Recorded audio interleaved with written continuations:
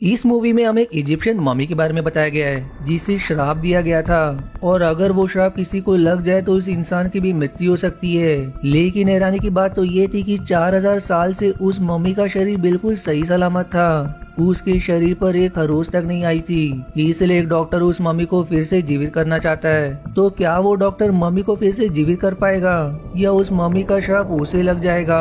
यही हमें इस मूवी में जानने को मिलेगा। पर दोस्तों, एक्सप्लेनेशन की शुरुआत करने से पहले वीडियो को लाइक और कमेंट जरूर करें और चैनल को सब्सक्राइब करके मेरा मनोबल जरूर बढ़ाए ताकि मैं आपके लिए और भी ऐसे एंटरटेनिंग वीडियोस पोस्ट कर सकूं। तो चलिए शुरुआत करते हैं मूवी के एक्सप्लेनेशन से। फिल्म की शुरुआत में हम इजिप्ट का सीन देखते हैं जहां फ्लैश नाम का एक ट्रेजर हंटर अपने एक साथी के साथ किसी मकबरे के अंदर आता है। तब उस मकबरे में उसे एक मम्मी का ताबूत दिखाई देता है जो देखकर वो दोनों हैरान हो जाते हैं। पर फ्लैश का साथी जैसे ही उस ताबूत के करीब जाता है वहां लगा एक जाल उसके सामने आ जाता है जिससे भागे से वो कुछ दूरी के फासले से बच जाता है। तब फ्लैश उसे रोक कर कहता है कि यहाँ कुछ लिखा हुआ है, शायद इसी ताबूत के बारे में हो, इसलिए जब तक मैं इसे समझ न लूँ तब तक तुम उस ताबूत को हाथ मत लगाना। जिसके बाद फ्लैश वहाँ लिखी लाइन को पढ़कर उसे समझने की कोशिश करता है जिससे उसे पता चलता है कि इस ताबूत पर एक ऐसा श्राप लगा है कि जो भी उसे छुएगा उसकी मृत्यु हो जाएगी। लेकिन जब तक वो पढ़कर पूरा समझ पाता है इससे पहले उसका साथी ताबूत को छू देता है जिससे उस मम्मी का श्राप उसे लग जाता है। जो दिखाते ही ये सीन यहीं कट हो जाती है।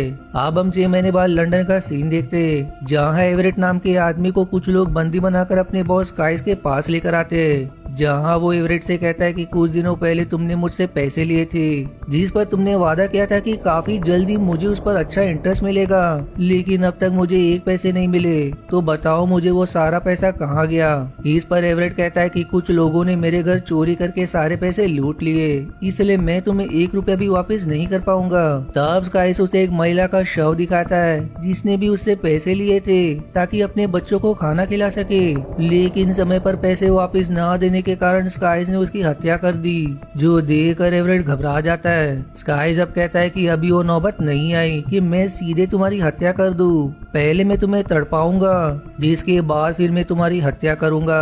जो कहते ही उसके साथ ही एक मशीन के अंदर एवरेट का हाथ डालकर उसे तोड़ने की कोशिश करते हैं, लेकिन तब डर के मारे वो स्काइस से कहता है कि मुझे एक मौका दो। मेरे अंकल फ्लैश ने एक पत्र भेजा है जिसमें अपनी पूरी विरासत मुझे और मेरे कजन को देना चाहते हैं क्योंकि उनके परिवार में सिर्फ हम दोनों ही बचे। साथ ही मेरे अंकल एक ट्रेजर हंटर थे, मुझे उम्मीद है कि उनके पास काफी सारा खजाना होगा जिससे मैं तुम्हारा कर्ज चुका सकूं। जो सुनकर आप स्काइस खुश हो जाता है और एवरेट को कुछ और दिनों की मोहलत दे देता है ताकि वो सारे पैसे चुका सके। अब अगले सीन में हम फ्लाइस को देखते हैं जिसके पास एवरेट का दूसरा कजन आर्ची बैठा होता है और फ्लाइस उसे अपने जीवन में की गई सारी महान चीजों के बारे में बताता है कि मैंने अपने जीवन में काफी कीमती चीजें ढूंढी है, जिन सारी चीजों को मैंने म्यूजियम में दे दिया क्योंकि उसे किसी को देना ठीक नहीं था। इस पर आर्ची कहता है कि आपने बिल्कुल ठीक किया क्योंकि उन चीजों की सबसे सही जगह म्यूजियम ही है। तभी वहाँ एवरेट भी आ जाता है जो यहाँ सिर्फ ये जानने आया था कि आखिर उसे विरासत में क्या मिलने वाला है।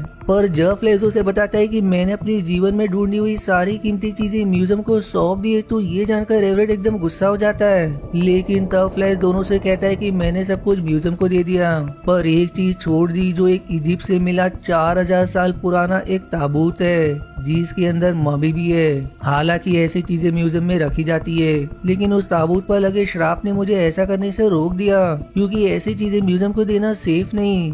वहीं मुझे तो श्राप जैसे बातों पर बिल्कुल भरोसा नहीं था, लेकिन मेरे साथी ने जैसे ही उसे छुआ वो श्राप उसे लग गया जिससे अगले ही दिन उसकी मृत्यु हो गई। इसलिए मैंने काफी मुश्किल से उस ताबूत को कपड़ों में ढककर अपने घर लाया। मैं चाहता हूँ कि तुम दोनों उस ताबूत की रक्षा करो ताकि कोई उसके साथ गड़बड़ी ना करे, वरना इसे सिर्फ मुसीबत ही आएगी। जो जानकर एवरेट और आर्ची हैरान हो जाते हैं। अब एवरेट 4000 साल पुराने ताबूत को देखने जाता है जिसे बेचने पर उसे काफी पैसे मिल सकते हैं, लेकिन उस ताबूत को छूते समय ये भूल जाता है कि उस पर श्राप लगा है जिससे अब श्राप उसे भी लग जाता है। इधर फ्लैश आर्ची से कहता है कि मैं एवरेट को जानता हूँ, वो बहुत ही बुरा इंसान है, इसलिए मैंने विरासत के तौर पर अपना ये घर तुम्हारे नाम कर दिया है, लेकिन मैं एवरेट को कुछ नहीं दूंगा। जो जानकर आर्ची खुश हो जाता है। अब ये खुशखबरी आर्ची एवरेट को बताता है, जो सुनकर वो उससे कहता है कि मुझे इस घर से कुछ मतलब नहीं है, मैं तो बस इस ताबूत को लेना चाहता हूँ, तो क्या तुम मुझे ये ताबूत दे सकते हो। जिस पर आर्ची कहता है कि अंकल ने इस ताबूत को घर के बाहर ले जाने से मना किया है और मैं भी तुम्हें इसके साथ कुछ गड़बड़ी करने नहीं दूंगा।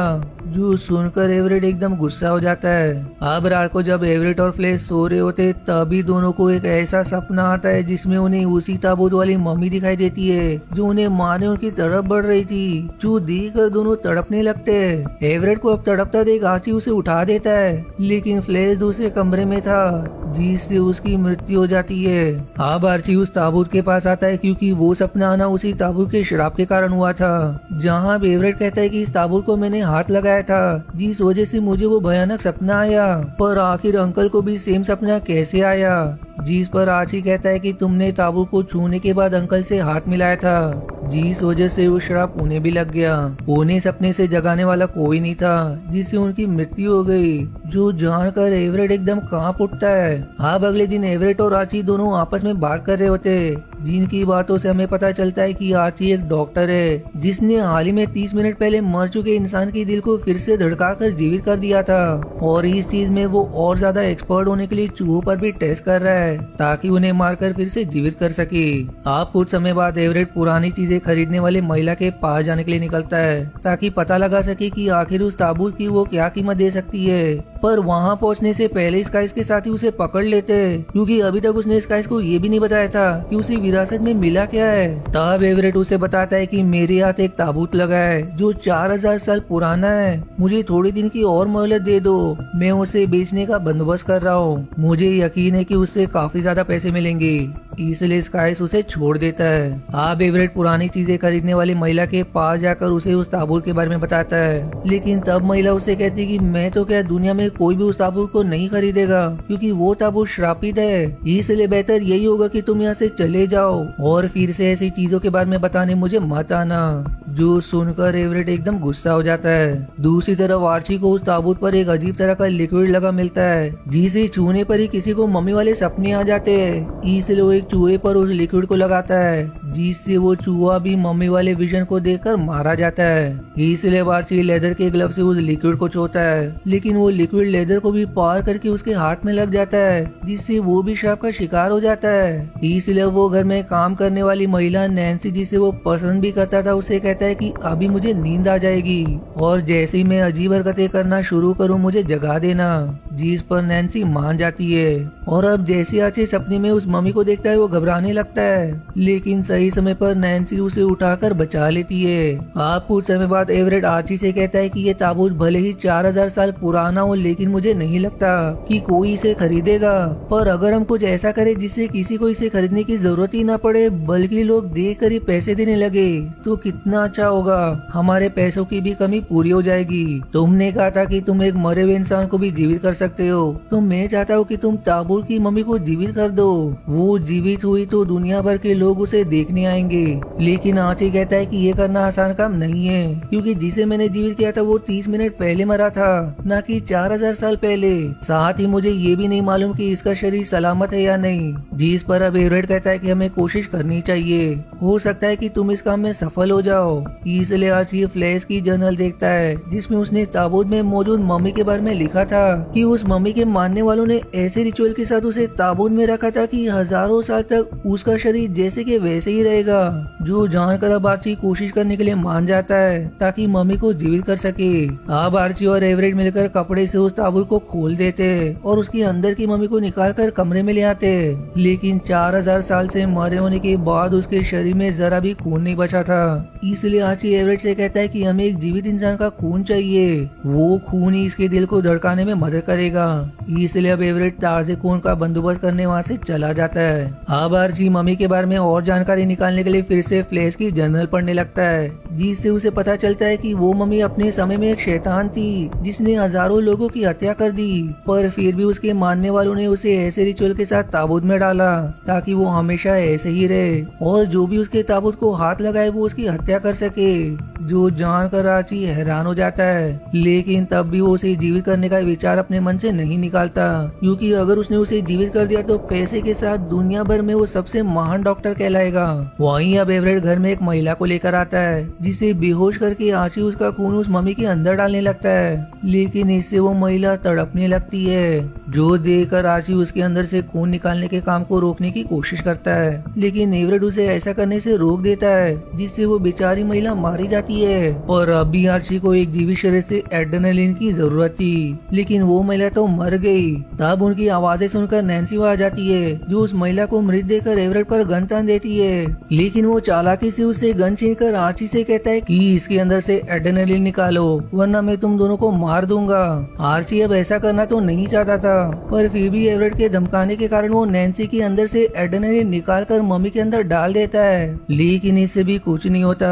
जो देखकर एवरेट एकदम गुस्सा हो जाता है, पर तभी वो मम्मी जीवित हो जाती है और अभी एक शैतान की तरह वो सीधे एवरेट पर हमला करके उसके दिल को निकाल लेती है, जिसके बाद वो नैन्सी पर हमला करके उसकी तरफ बढ़ती है, लेकिन वो जैसे तैसे गन लेकर उसे शूट कर देती है, जिससे मम्मी मारी जाती है और फिर वो दोनों बच जाते। अब आर्ची और नैन्सी दोनों मम्मी को बेसमेंट में बंद करके घर से चले जाते ताकि उस घर को बेच सके, पर उनके जाने के बाद ही रात को चुपके से स्काइस अपने साथियों के साथ घर में घुसकर ताबूत ढूंढने लगता है, लेकिन जैसे ही वो ताबूत खोलता है मम्मी उस पर हमला करके उसकी भी हत्या कर देती है। और फिर इसी हॉरर सीन के साथ ये मूवी यहीं समाप्त हो जाती है, यानी कि अब वो मम्मी आजाद हो गई है, जो ना जाने अब क्या कहर ढाएगी। आशा है आपको मेरी एक्सप्लेनेशन पसंद आई। यदि हाँ तो प्लीज वीडियो को लाइक करना और चैनल को सब्सक्राइब करके सपोर्ट करना ना भूलें। मिलते हैं अगले एक्सप्लेनेशन वीडियो में, तब तक के लिए धन्यवाद दोस्तों।